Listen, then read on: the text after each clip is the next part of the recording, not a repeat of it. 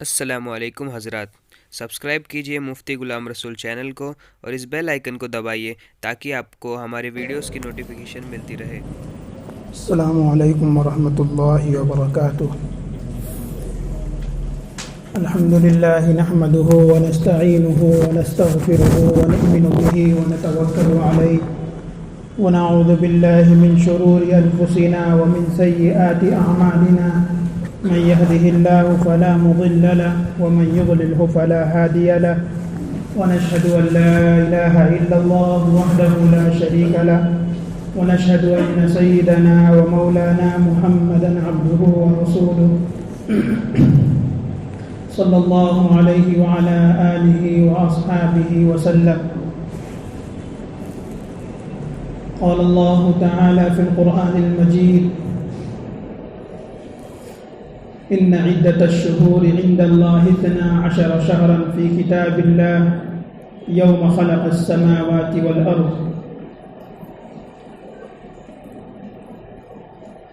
قال النبي صلى الله عليه وسلم: أفضل الصيام بعد رمضان شهر الله المحرم، أو كما قال عليه الصلاة والسلام۔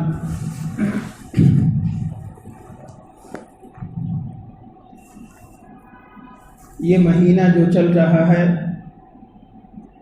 یہ ماہ محرم کا مہینہ ہے۔ اس مہینے کو محرم کا مہینہ کہتے ہیں۔ اسلامی نئے سال کا آغاز اور اسلامی نئے سال کی ابتدا اور شروعات اسی مہینے سے ہوتی ہے۔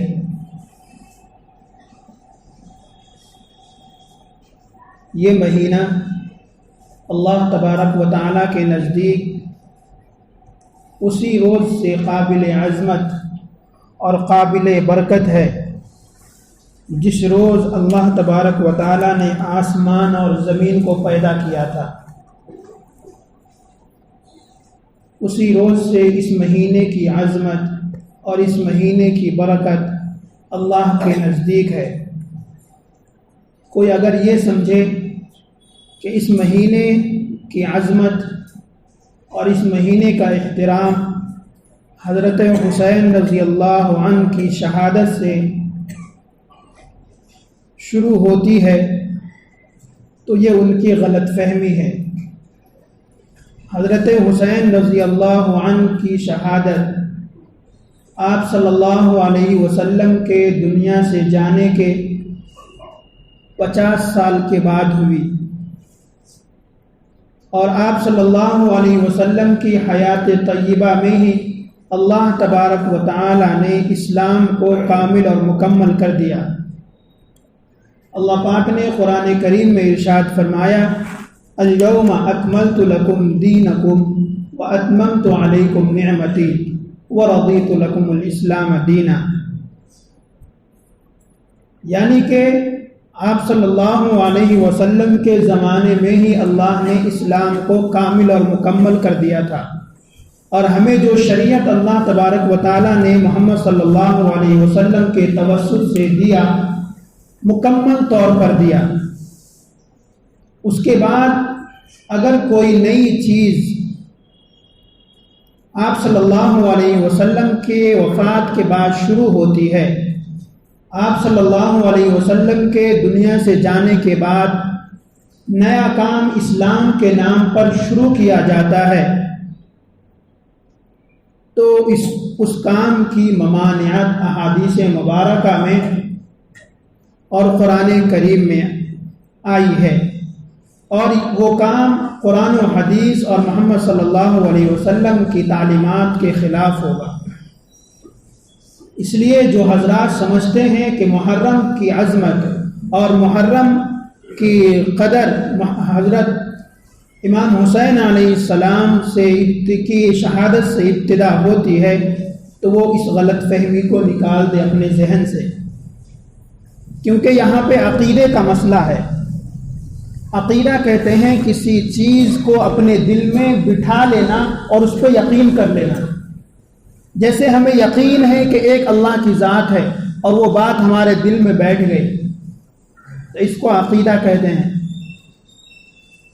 تو اسی طرح اگر کسی کا عقیدہ خراب ہے کہ محرم الحرام کی اس مہینے کی قدر و عظمت حضرت حسین علیہ السلام کی وجہ سے ہے، تو ان کے عقیدے میں خرابی ہے، کیونکہ آپ علیہ السلام کی شہادت سے پہلے ہی آپ کے نانا جان کی حیات طیبہ میں ہی اللہ تبارک و تعالیٰ نے اسلام کو کامل اور مکمل بنا دیا تھا اور مسلمانوں کے سپرد کر دیا تھا۔ اللہ تبارک و تعالیٰ نے قرآن کریم میں ارشاد فرمایا، ان عدت الشہور عند اللہ 12 شہرا فی کتاب اللہ یوم خلق السماوات والارض، کہ اللہ کے نزدیک 12 مہینے ہیں، اور ان میں سے 4 قابل احترام اور عظمت والے اور برکت والے مہینے ہیں، 3 تو لگاتار ہیں، منہا 4 حرم، ان میں سے 4 جو ہیں وہ قابل عظمت اور قابل برکت والے مہینے ہیں، ذوالقعدہ، ذوالحجہ، محرم اور ایک رجب المرجب۔ تو محرم کا احترام اور محرم کی عظمت اللہ کے نزدیک کب سے ہے؟ قرآن کریم کے 10ویں پارے میں ہے، یوم خلق السماوات والارض، اسی دن سے ہے اس محرم کی عظمت اور برکت جس دن اللہ پاک نے آسمان اور زمین کو پیدا کیا تھا۔ 4 حرم یعنی قابل احترام والا مہینہ، عظمت اور برکت والا مہینہ، جس کے اندر اللہ کی برکتیں اور رحمتیں نازل ہوتی ہیں۔ تو اسی دن سے اس مہینے کی عظمت اور اس مہینے کی برکت مسلم ہے۔ اور یہی نہیں، اس مہینے کی عظمت صرف مسلمانوں کے نزدیک ہی نہیں، اس مہینے کی عظمت اور اس مہینے کا احترام زمانے جاہلیت، یعنی آپ صلی اللہ علیہ وسلم کی بعثت سے پہلے کا جو زمانہ ہے اس کو جاہلیت کا زمانہ کہتے ہیں۔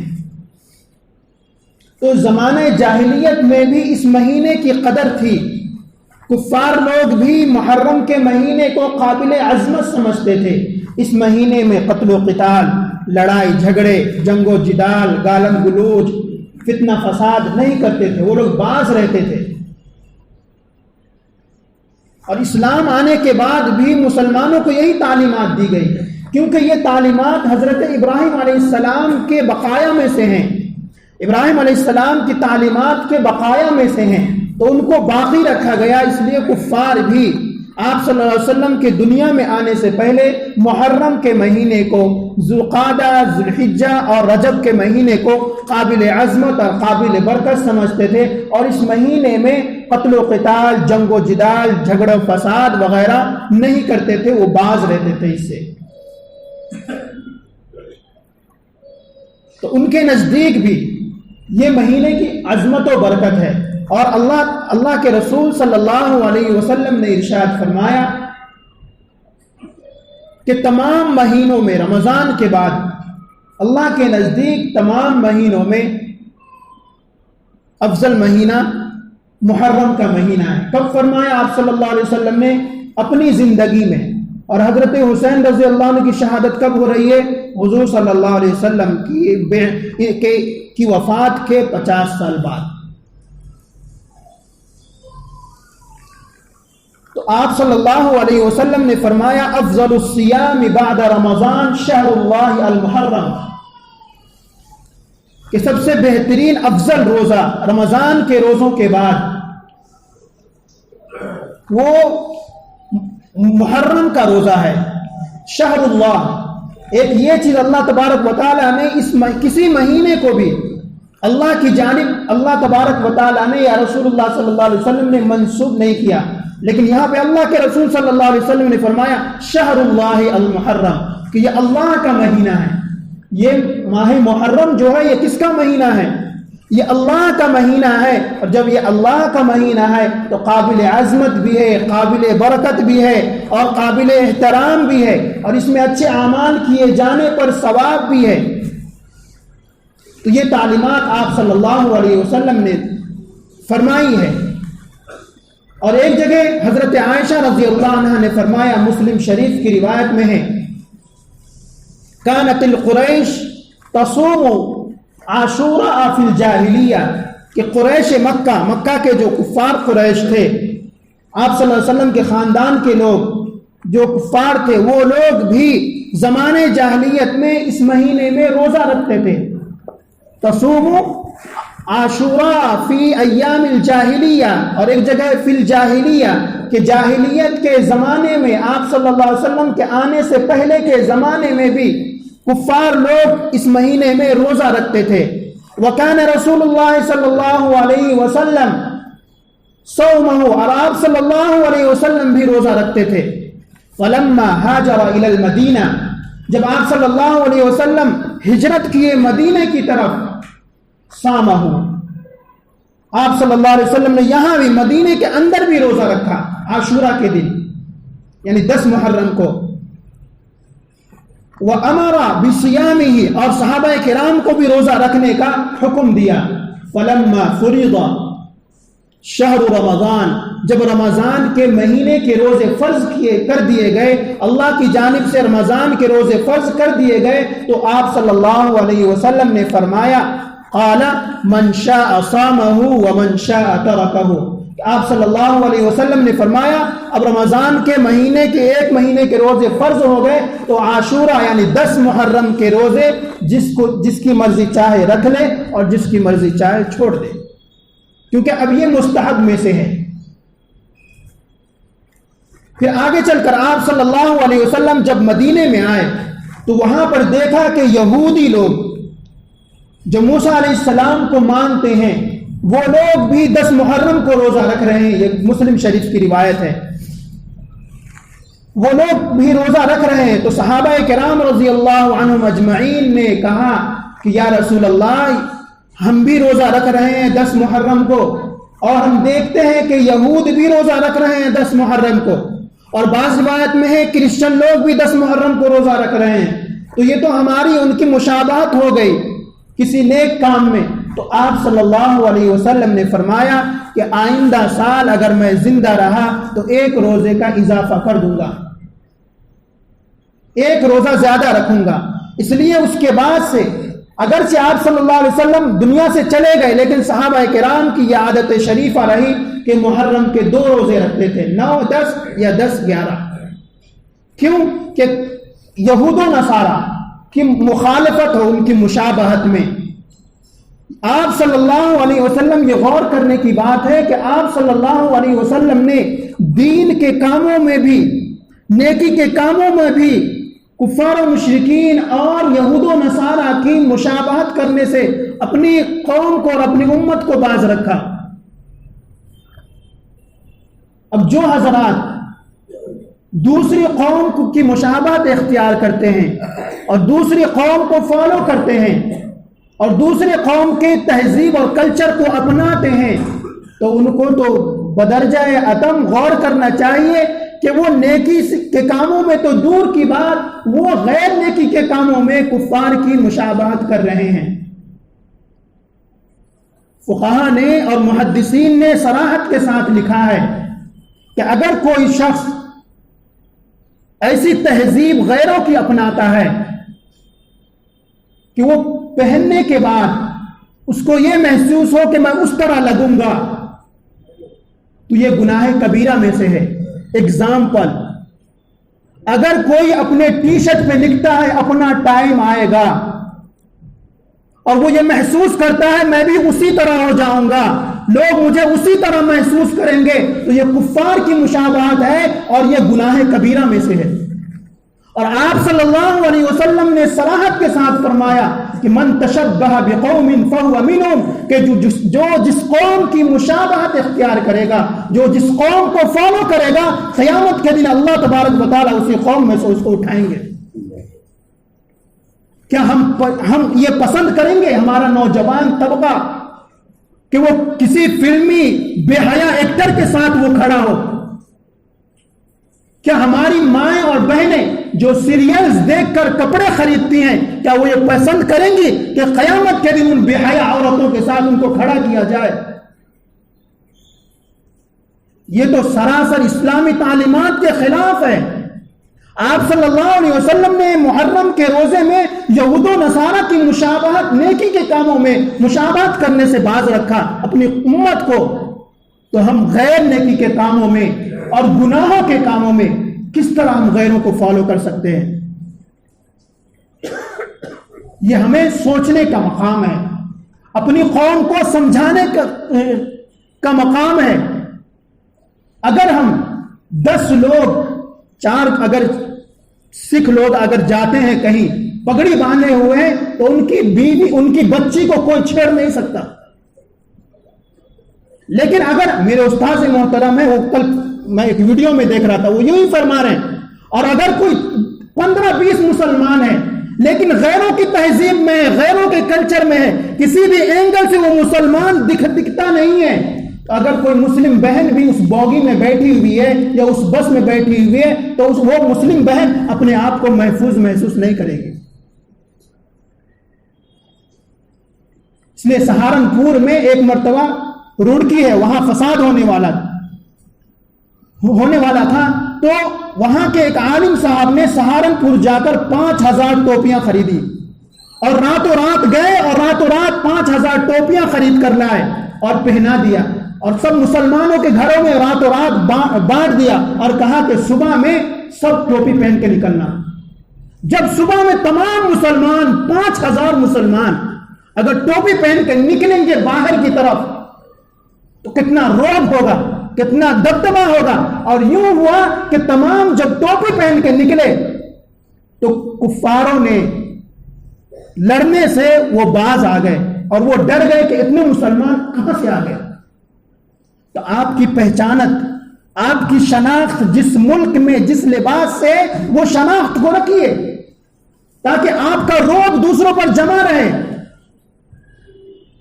خیر، تو آپ صلی اللہ علیہ وسلم نے نیکی کے کاموں میں بھی غیروں کو فالو کرنے سے، مسلمانوں کو غیروں کے طریقے کو نیکی کاموں فالو کرنے سے روک دیا، تو برائی کے کاموں میں تو بدرجہ اولا روکنا ہے۔ پھر آپ صلی اللہ علیہ وسلم کی تعلیمات میں سے، آپ صلی اللہ علیہ وسلم نے جو روزے بیان فرمائے کہ اس مہینے میں روزہ رکھا جائے، روزے کے سلسلے میں بھی غلط روایتیں بہت ہو چکی ہیں، شیعہ روایتیں اتنی آ چکی ہیں کہ اہل سنت جو ہم لوگ سنی ہیں وہ لوگ بھی شیعوں کو اپنا رہے ہیں، شیعوں کے طریقے کو اپنا رہے ہیں۔ جیسے کہ ایک روایت میں ہے، بالکل من گھڑت روایت ہے، اس کی کوئی اصل نہیں ہے، کہ جو محرم کے دن، عاشورہ کے دن روئے گا امام حسین کے نام سے، ان کو اولو العزم رسولوں کے ساتھ قیامت کے دن اٹھایا جائے گا۔ یہ من گھڑت روایت ہے۔ دیکھیے قرآن کریم میں اللہ تبارک و تعالی نے ارشاد فرمایا کہ جو لوگ اللہ کے ولا تقتلوا، جو لوگ اللہ کے راستے میں شہید کر دیے گئے، جو اللہ کے راستے میں قتل کر دیے گئے، ان کو مردہ مت کہو، وہ زندہ ہیں، بل احیاء، وہ زندہ ہے، ولکن لا تشعرون، تمہیں محسوس نہیں ہوتا۔ تو جو زندہ ہے، اور شہادت اسلام میں ایک عظیم مرتبہ ہے۔ آپ صلی اللہ علیہ وسلم خود، آپ صلی اللہ علیہ وسلم یہ خواہش اور یہ اظہار کرتے تھے بار بار، لوددت ولو کہ والذی نفسی بیدہ لوددت، کہ اس ذات کی قسم جس کے قبضے میں میری جان ہے، کہ میری خواہش ہے کہ میں اللہ کے راستے میں جاؤں، پھر شہید کر دیا جاؤں، پھر زندہ کر دیا جاؤں، پھر اللہ کے راستے میں جاؤں، لڑوں، پھر شہید کر دیا جاؤں، پھر زندہ کر دیا جاؤں، پھر اللہ کے راستے میں جاؤں، پھر شہید کر دیا جاؤں، پھر زندہ کر دیا جاؤں۔ تو شہادت تو آپ صلی اللہ علیہ وسلم نے مانگی ہے، حضرت ابوبکر رضی اللہ عنہ نے مانگی ہے، حضرت عمر رضی اللہ عنہ نے مانگی ہے، اور فرمایا یا اللہ اب بڑھاپا آ چکا ہے، طرح طرح کے حالات آ چکے ہیں، بس ایک ہی تمنا ہے کہ اپنے راستے کی شہادت دے دے۔ تو شہادت تو ایک عظیم المرتبہ چیز ہے، اس پہ افسوس کرنے کی کیا چیز ہے؟ افسوس کرنے کا کیا مقام ہے؟ حضرت خالد بن ولید رضی اللہ عنہ جب سے ہوش سنبھالا اپنے کندھوں سے تلوار اور نیزے اتارے نہیں ہیں. اللہ کے رسول صلی اللہ علیہ وسلم نے ان کو ٹائٹل دیا سیف اللہ کا کہ یہ اللہ کی تلوار ہے. جہاں جاتے تھے فتح حاصل ہو جاتی تھی. اسلام لانے سے پہلے بھی وہ باروب تھے اور اسلام لانے کے بعد بھی باروب تھے. ان کی ہمیشہ خواہش تھی کہ میں اللہ کے راستے میں شہید ہو جاؤں. اور یہ مرتبہ کہ آپ صلی اللہ علیہ وسلم نے فرمایا کہ شہید کا خون زمین پر گرنے سے پہلے اس کے تمام گناہ معاف ہو جاتے ہیں. تو شہادت تو انبیاء نے مانگا ہے, صحابہ نے مانگا ہے. حضرت خالد بن ولید رضی اللہ عنہ نے فرمایا کہ آج میں اس اونٹ کی طرح, بیمار اونٹ کی طرح بستر پہ تڑپ تڑپ کے اپنے موت کی تمنا کر رہا ہوں. میری زندگی بھر یہ خواہش تھی کہ اللہ کے راستے میں شہید ہو جاؤں. تو یہ شہادت تو عظیم چیز ہے, اس پہ افسوس کی بات نہیں ہے. اس لیے علامہ اقبال نے فرمایا منکر ہے جو حیات شہداء کے, ہم زندہ جاوید کا ماتم نہیں کرتے. حسین تو زندہ ہیں, وہ شہید ہوئے ہیں, وہ تو زندہ ہیں. ماتم تو ان پہ کیا جاتا ہے جو مر جاتے ہیں, سوگ تو ان پہ منایا جاتا ہے جو مر جاتے ہیں. شہید لوگ تو زندہ ہوتے ہیں, اولیاء اللہ تو زندہ ہوتے ہیں. اس پہ ماتم کرنے کی کیا ضرورت ہے؟ دوسری چیز, شیعہ لوگ اس مہینے میں ماتم کرتے ہیں, سوگ مناتے ہیں, اور مسلمان سنی ہم جو ہیں ہم بھی سوگ مناتے ہیں, ماتم کرتے ہیں. کیا فرق رہ گیا ہمارے میں اور شیعہ میں؟ بھائی سنی اور شیعہ میں کیا فرق رہ گیا؟ آپ کو محمد صلی اللہ علیہ وسلم نے ایک شریعت دی کہ اس میں فرمایا آپ صلی اللہ علیہ وسلم نے کہ کسی کے لیے جائز نہیں ہے کہ وہ 3 دن سے زیادہ سوگ منائے یا ماتم کرے. اگر کسی عورت کا مرد انتقال ہو گیا تو اس کے لیے جائز ہے کہ وہ عورت, صرف بیٹے نہیں, بیٹی نہیں, صرف بیوی اپنے عدت تک وہ سوگ منا سکتی ہے. یعنی کہ سوگ منانے کا مطلب ہے اچھے کپڑے نہ پہنے, بناوٹ سنگار نہ کرے, یہ سوگ میں رہے. ورنہ حضرت جعفر طیار رضی اللہ تعالیٰ عنہ کون ہے؟ یہ آپ صلی اللہ علیہ وسلم کے چچیرے بھائی ہیں. ان کی جب شہادت ہوئی تو ان کی ایک وقت میں 4 بیویاں بیوہ ہو گئیں. حضرت جعفر طیار رضی اللہ عنہ بہت عالی مرتبت ہیں, 4 بیویاں بیوہ ہو گئی. جب یہ شہید ہوئے, گھر سے رونے کی آواز آئی. آپ صلی اللہ علیہ وسلم نے فرمایا جاؤ عورتوں کو کہہ دو کہ روئے نہ, آواز بند کرو, جا کے کہہ دو. کہا گیا, پھر بھی رونے کی آواز آئی. آپ صلی اللہ علیہ وسلم نے کہا کہ مٹی لو اور جا کے ان کے منہ پہ مار دو. شہید تو زندہ ہے. یہ کون ہے؟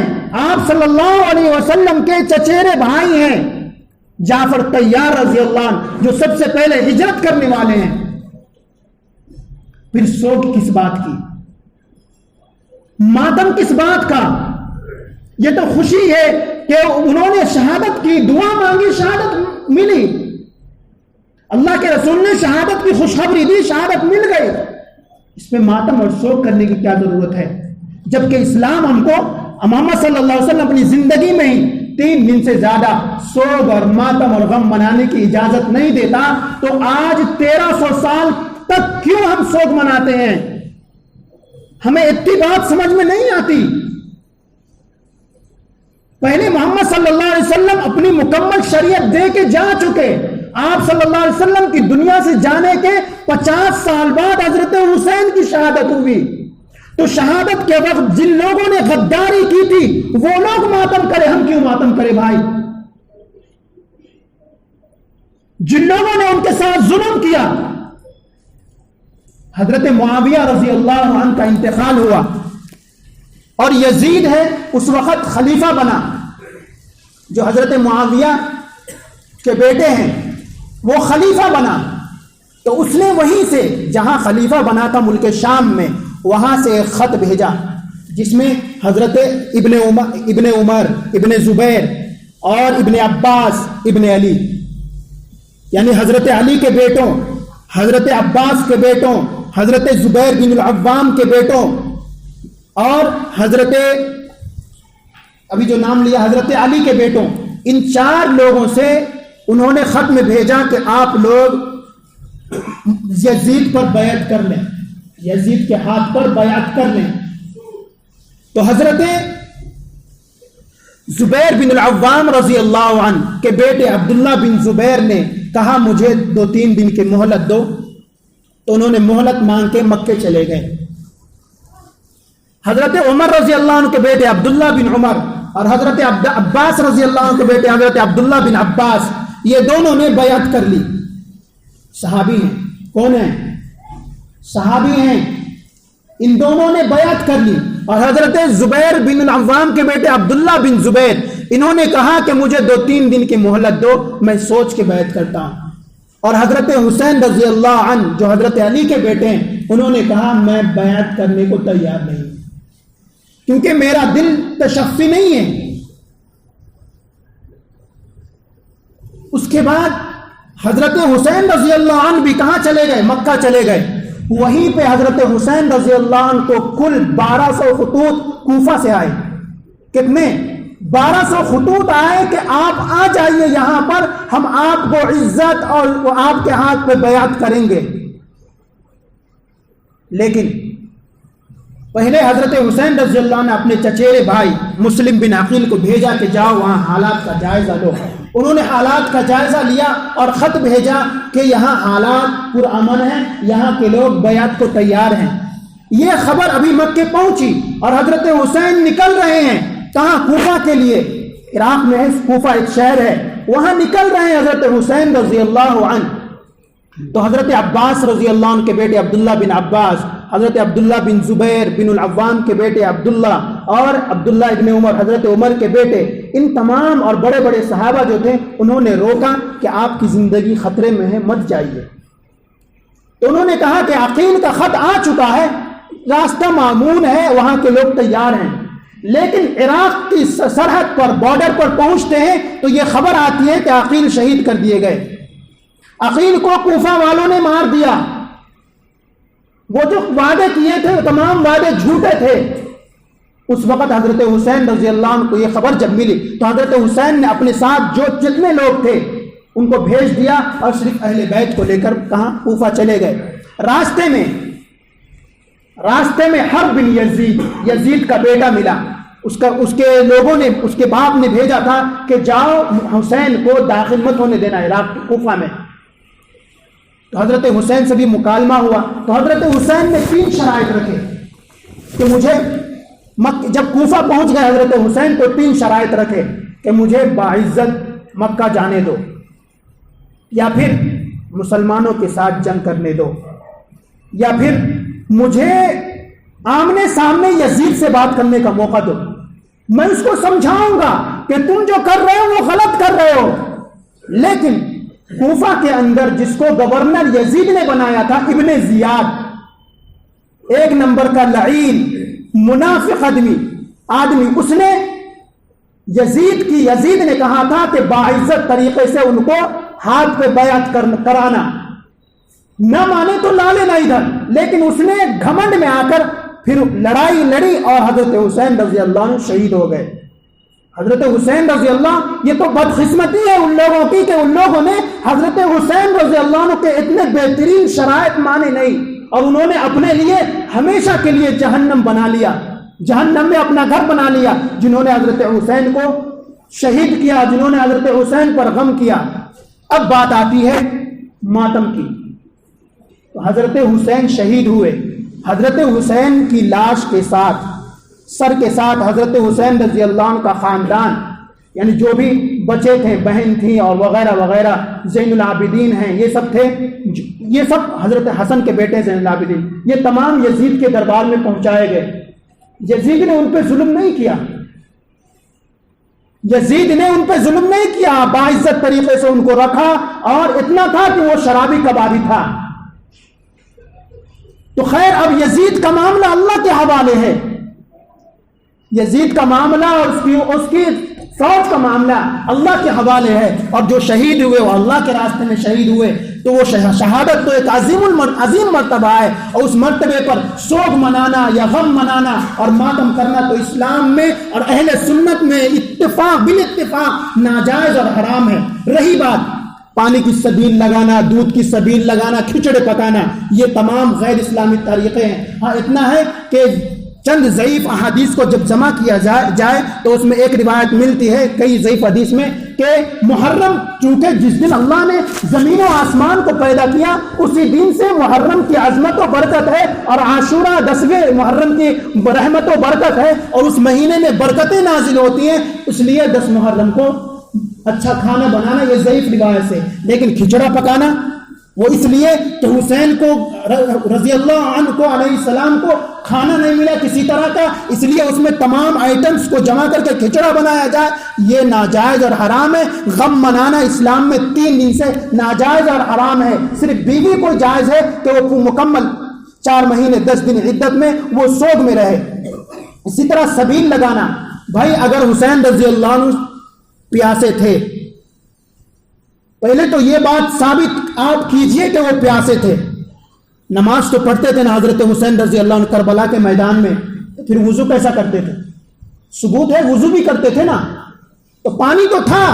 لوگوں نے اتنی من گھڑت باتیں حضرت حسین رضی اللہ عنہ کی ایک کہیں اور ان کے تعلق سے گڑی ہے، اور لوگوں کو ایموشنل کر کے اپنے پیٹ کا معاملہ بنایا ہوا ہے کہ صحیح باتوں کو بھی غلط بنا دیا ہے اور مسلمانوں کو غلط طریقوں میں پھنسا دیا ہے۔ بھائی آج اگر آپ سے کوئی غیر مسلم پوچھ لے کہ یہ راستے پہ یہ سبیل کیوں لگائے ہوئے ہیں اور یہ ماتم کیوں کر رہے ہیں، لوگ اپنا خون کیوں بہا رہے ہیں، تو آپ کیا کہیں گے؟ کیا حضرت حسین رضی اللہ عنہ جو کہ آپ صلی اللہ علیہ وسلم کے نواسہ ہیں ان کو شہید کیا گیا، یہی کہیں گے نا؟ اگر غیر مسلم آپ کو یہ کہہ دے کہ کس نے شہید کیا تو آپ کیا کہیں گے؟ مسلمانوں نہیں نا، منافق مسلمانوں نہیں تو کیا تھا، تو وہ لوگ کیا کہیں گے؟ ایک مسلمان نے مسلمان کو قتل کیا، اس کا غم مسلمان ہی منا رہے۔